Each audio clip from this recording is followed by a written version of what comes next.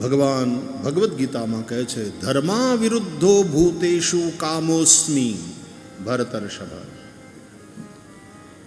હે ભરત શ્રેષ્ઠ, ભરત કુલોત્પન્ન અર્જુન, પ્રાણીઓમાં જે ધર્મ સંમત કામ છે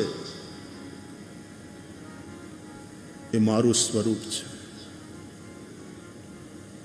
પતિ અને પત્ની એકબીજામાં એ કામને કેન્દ્રિત કરી પછી ધીમે ધીમે એના ઉપર વિજય પ્રાપ્ત કરે, સંતાનની ઉત્પત્તિ દ્વારા વંશ વૃદ્ધિ કરે, પિતૃઓના ઋણમાંથી મુક્ત થાય અને એ રીતે કામનો સદુપયોગ કરી અંતે કામ ઉપર વિજય પ્રાપ્ત કરે, એ માટેની વ્યવસ્થા, એનું નામ લગ્ન સંસ્થા.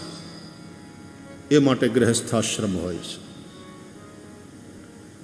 અને આ રીતે જે ગૃહસ્થી જીવે એ બ્રહ્મચારી જ છે.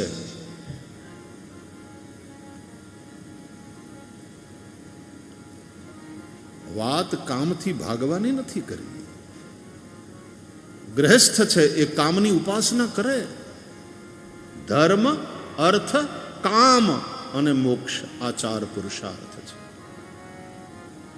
પુરુષાર્થનો અર્થ આપણી ગુજરાતી ભાષામાં મહેનત એવો થાય, પણ સંસ્કૃતમાં પુરુષાર્થ શબ્દનો અર્થ છે પુરુષૈહિ અર્થ્યતે ઇતિ.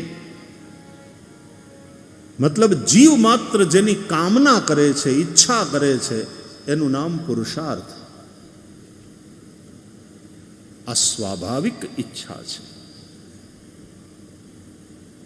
ધન સંપત્તિ એકત્રિત કરવાની, કામ વિષય ભોગ દ્વારા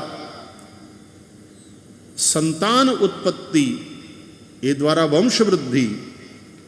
અને આપણે ત્યાં તો એવું કહેવાયું છે કે સંતાન થાય ત્યારે પિતૃઓના ઋણમાંથી મુક્તિ મળે.